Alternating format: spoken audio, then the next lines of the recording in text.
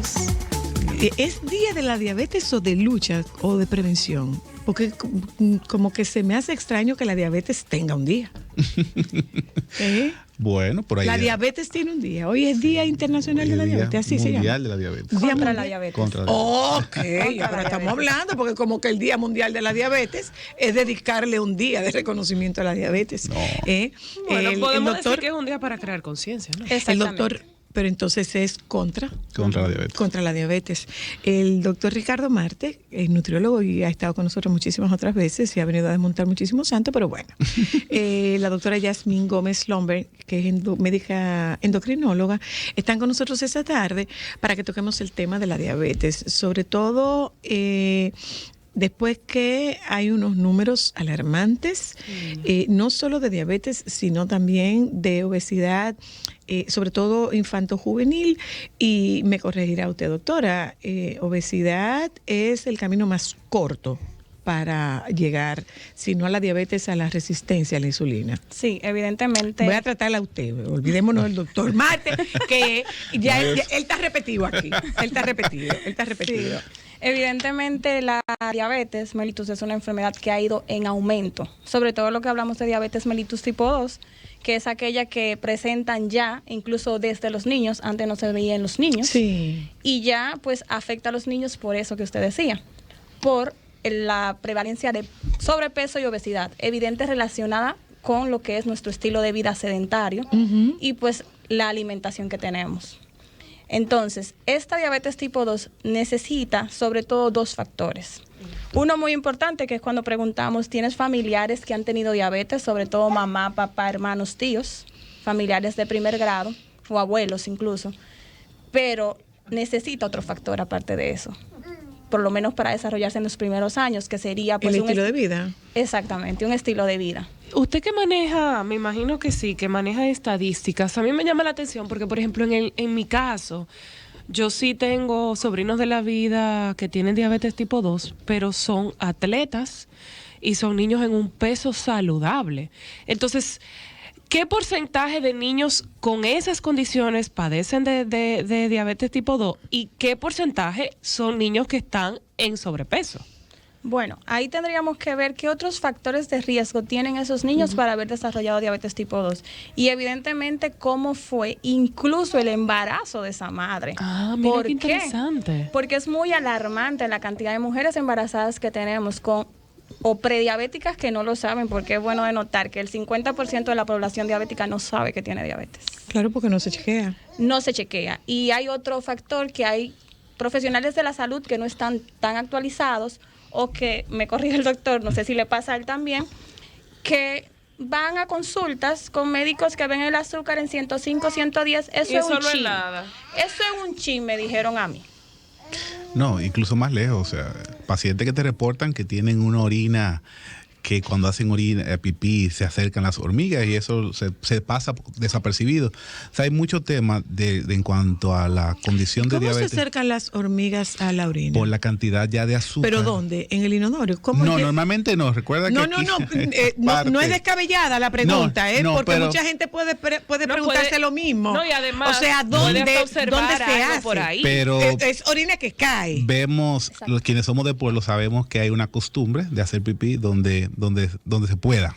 Exacto. Y hay muchas personas ya que tienen sus hábitos incluso de hacer pipí detrás de una mata, ya tienen su mata, su árbol en el favorito. Patio, o donde le coja el te reportan, momento. ay, pero mira, hace mucho tiempo yo me di cuenta que cuando hice pipí detrás del árbol se llenaba de hormigas. Ya significa que la cantidad de azúcar es muy elevada porque ya está permitiendo que el riñón deje pasar esos niveles del azúcar a través de la orina. Diga, doña Yo Ámbar. tengo una pregunta, sobre todo para la doctora que hablaba de diabetes gestacional. ¿Una mujer que haga diabetes gestacional puede impactar a que el producto sea diabético? Evidentemente.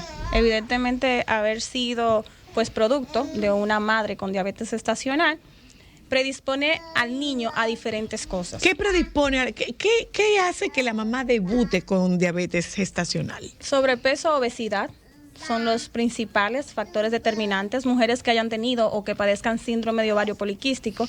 Ah, sí, eso siempre he oído que va El asociado. antecedente familiar, nuestra raza ser dominicana, vivir en un país tercermundista. O sea, tenemos básicamente todos los factores de riesgo. Y evidentemente, sumado a eso, que no comamos de una manera saludable, donde predomina la comida rápida o carbohidratos, donde combinamos carbohidratos con carbohidratos, dígase arroz con espaguetis o espaguetis con tostones. Entonces, Y bueno, que son. entonces ahí entra, ¿verdad? La Espagueti con parte. tostones. Mira, y hay un dato. Sí, ¿El espagueti con tostones? claro, eso Claro. es típico del dominicano. Claro. O sea, un sándwich de espagueti. No. Con pan, sí. Después de la playa. Un sándwich de espagueti. Sí. Joan, dile a que tu mamá te lo hace con tostones. Ah, ¿tú viste? Hay un dato muy importante, la doctora mencionaba la obesidad y el sobrepeso. Mira, investigación hecha por el Ministerio de Salud Pública el año pasado reporta que el 70% de la población dominicana padece de sobrepeso u obesidad. Hay un tema, Y perdón, obviamente perdón. entre las embarazadas en esos números. Ahí tenemos que pensar un poco en el tema cultural. O sea, si tú tienes un hijo flaco, tú no eres buena madre. Tú eres mejor madre en la medida, por lo Entonces el menos, niño está frondoso. para algunas abuelas, para algunos familiares, sobre todo a nivel Rural. a nivel rural, que hay más bien que está gorda, rozagante que te esa muchacha. Frondosa. Entonces pues, a la ahí hay No, y escondido. el niño atrasadito, mi amigo está atrasadito. Exacto. No echa pa'lante. Y mi pregunta iba, porque mucha gente no sabe o no tiene conocimiento de cuánto es sobrepeso. O sea, ¿en qué momento yo puedo cálculo de masa. identificar que estoy en sobrepeso? ¿Cuántas libras de más lo indican? Si lo indican las libras, si lo indica el índice de masa corporal. Cuestión de que una persona pueda estar monitoreándose. Mira, hay una tabla muy conocida ya, muy antigua incluso, que es el índice de masa corporal. IMC. Es un dato sencillo, altura, sobrepeso. Cuando tenemos esos datos, eso arroja obviamente un número, y el número va de entre 19 a 24.5, estaríamos hablando que estamos dentro de nuestro peso. De 25 a 29 estaríamos hablando ya de sobrepeso. A partir de 30 ya estamos hablando de obesidad y obviamente entre más va subiendo el número, definimos la obesidad en obesidad tipo 1, obesidad tipo 2 y ya obesidad mórbida, que es a partir de un índice de masa corporal de 40. Ya son datos bien fáciles porque ya hay aplicaciones celulares, ya tú pones en Google IMC y te permite poner esos datos tanto en centímetros como pie pulgada, peso en libra, peso en kilos. O sea, ya todo el mundo tiene cómo calcular esa parte, aunque... y lo digo por la experiencia, creo que a la doctora también le ocurre, tú le preguntas a la persona cuánto tú pesas y la mayoría te dicen, es que yo tengo mucho tiempo que no me peso. Aquí no sabemos. Pero es que ustedes dicen que no se pesen. Sí, pero Entonces, ¿para qué lo la que pasa cojo? es que Porque ustedes dicen que no se pesen, No, yo me para que imagino no que por se el tema esclavicen con el obsesivo. tema del peso. mira, quienes yo le diría que no se pese, y creo que también a la doctora le ocurre, es quienes están en una dieta para perder peso. O sea, no te enfoque tanto que perdí tantas hoy, porque esto es un tema de largo plazo. Pero pesarse de vez en cuando, incluso saber su medida, su altura, son datos muy importantes para la persona y más para el médico también. En mi caso no cuenta porque nosotros comenzamos a reducirnos. No. Después de los, o sea, yo tengo 61 años, en los 60 ya la gente comienza a reducirse de tamaño. Una pregunta, doctor. Sobre todo ahora con esta generación que está muy empoderada en amar tus curvas, en los size grandes son iguales que lo pequeño, en no me discrimines por el peso que tengo. Vamos a enfocarnos en un tema de salud. Esas personas que definitivamente han entrado en un mundo donde me niego a perder peso porque me niego a entrar en la parte comercial, como ellas dicen, que venden los médicos, que no es salud, sino llenarse los bolsillos en los consultorios. ¿Cada cuánto estas mujeres deberían monitorear su cuerpo para poder identificar si están bien o cuándo van a empezar a fallar los valores? Pero no necesariamente esas. O sea, la glicemia debe ser una prueba de rigor. ¿A partir de qué edad se es? Porque hay como un perfil determinado, pero evidentemente los números delatan que cada vez es menos precisa la edad en la que se produzca un debut. Sí, la glucemia es una prueba que debe mandarse a medir, o sea, y se manda en los médicos de los pediatras, mandan a medir glucemia, es como Okay. un Los programa. recién nacidos, O sea, uno podemos siempre decir. en los recién nacidos se hace, evidentemente, sobre todo en madres diabéticas o de madres debutando con diabetes gestacional o incluso de mujeres obesas, se hace de manera regular. Y por eso era que ahorita comentaba con el doctor que muchas veces lo ven 2 puntitos por encima Y no pasa nada. y porque no eso pasa no nada, está muy pero alto. cuando me llega a la consulta ya tiene 100 puntitos por encima, porque los 2 puntitos fueron hace 5 años cuando se podía prevenir que no llegara a la diabetes. Pero cuando ya llegaste a diabetes y probablemente ya llegas con una complicación porque llegaste del oftalmólogo porque fuiste que no podías ver, y cuando él te chequea, dice es que su problema no son lentes, es que su azúcar está alta. Ok. Y vamos a Retomando, para yo hacer retomando otra su pregunta. Lo que usted decía sobre amarme como soy, eso, y era también algo que el doctor decía. Los médicos últimamente tampoco tomamos solamente el índice de masa corporal. El doctor lo sabe que hablamos también de lo que es grasa corporal. Grasa corporal. Y sobre todo la grasa visceral, que es Esa la es la grasa más que se peligrosa. pega al corazón, y a los que órganos. predispone a enfermedad cardiovascular. Cardiovascular. Enfermedad cardiovascular es la principal causa de muerte en el mundo. Entonces, muchas veces hay personas que están delgadas, por así decir, pero su grasa visceral es alta. Y la alta. Entonces, también me voy por esa parte porque hay personas que pueden decir, no, para mí no aplica. Yo puedo decir, Yo para mí estoy no flaca. aplica porque yo estoy delgada. Si usted no ha ido a un chequeo, usted puede tener el azúcar elevada y estar flaco. Y estar delgado. Estamos hablando evidentemente de los principales factores de riesgo para diabetes mellitus tipo 2, pero una cosa no excluye a la otra. Una pregunta. La hora, porque estaba viendo en televisión española que ellos están haciendo un llamado de atención sobre la hora en la que ellos cenan. Y dicen que España está dentro de los países europeos que más tarde comen.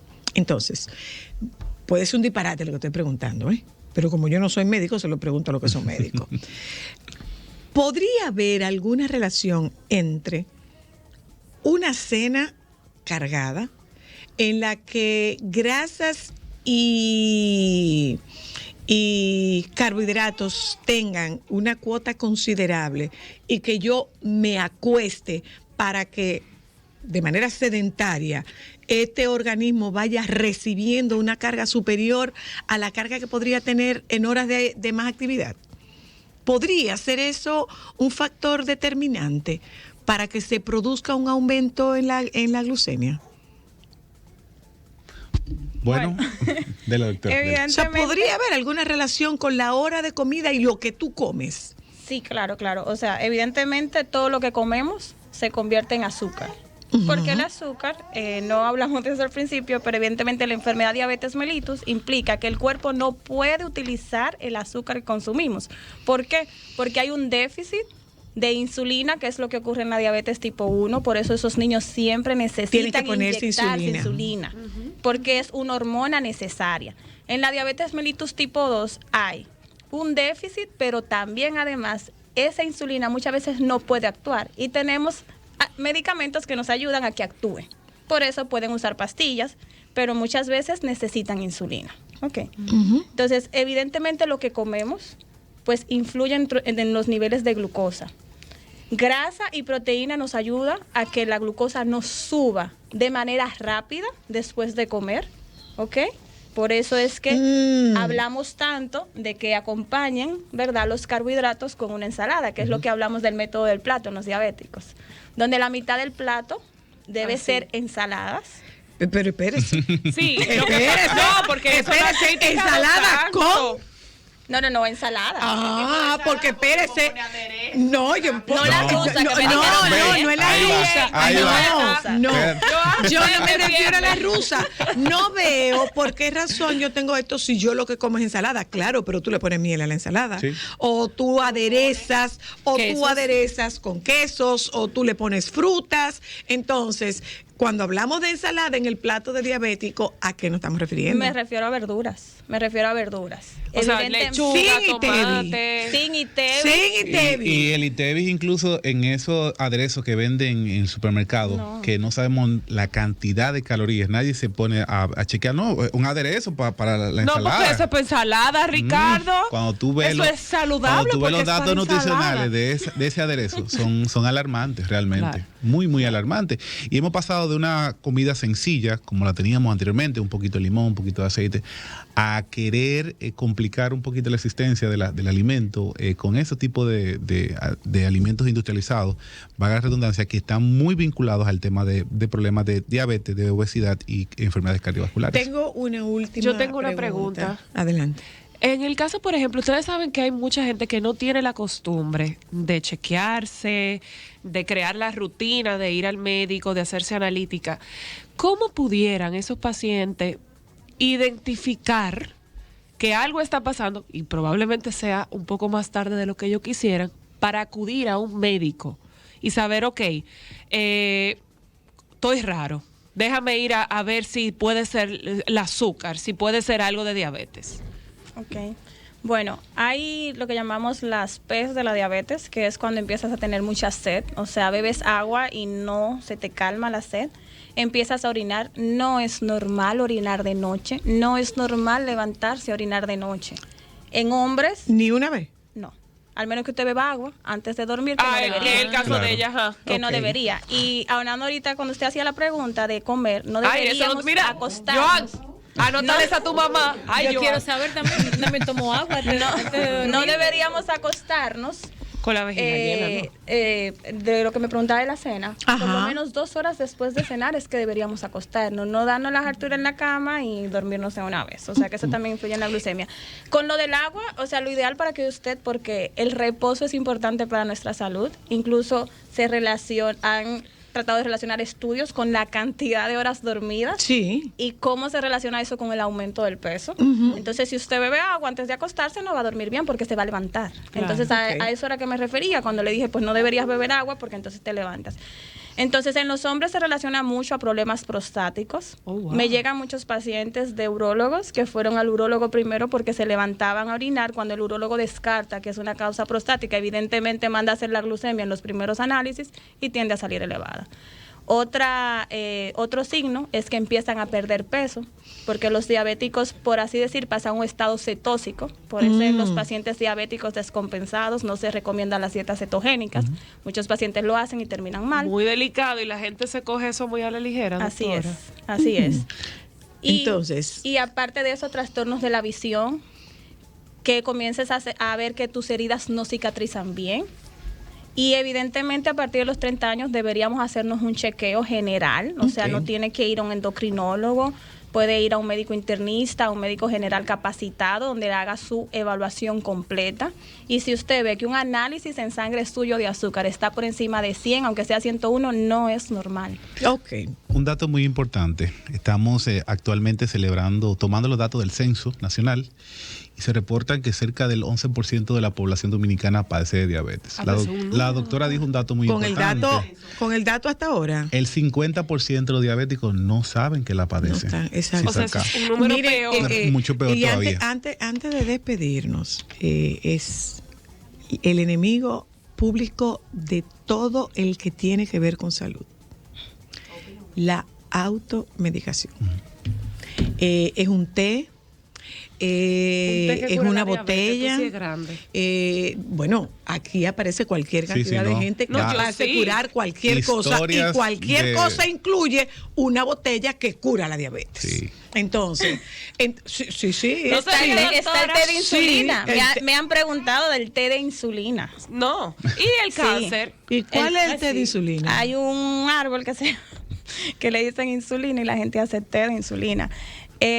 Si usted quiere algo natural y es lo que ofrezco a mis pacientes cuando llegan debutando con diabetes tipo 2, o sea que la enfermedad está iniciando, van los cambios del estilo de vida, que quiere decir que usted empieza a hacer ejercicio, también de la mano de un nutriólogo como el doctor Marte, evidentemente, y que usted mejora su estilo de vida completo. Pero evidentemente eso puede afectar, o sea, si usted toma un té o usted toma cosas pensando que le van a hacer, lo que usted retarda es el tratamiento adecuado de su enfermedad y por lo tanto la aparición de complicaciones de la misma. Y está perdiendo tiempo. Exactamente. Está perdiendo tiempo. Mire, Gracias, por favor, doctora Gómez y Marte. compartan sus contactos. Tú tú eres Dale. demasiado bueno. Él me desmonta mucho santo, pero yo lo quiero mucho. Pero ahí viene la Navidad. Sí, vamos a dar sus números, por favor. Bueno, pueden hacer cita conmigo al 829-779-0392.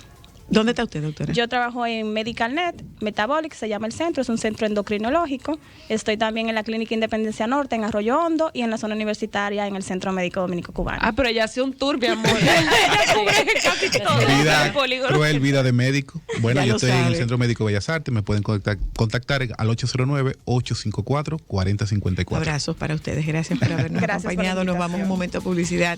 Señores, vienen las actividades navideñas. Hay que saber comportarse, por favor. Jessie Espinal está con nosotras para tratar ese tema. Solo para mujeres.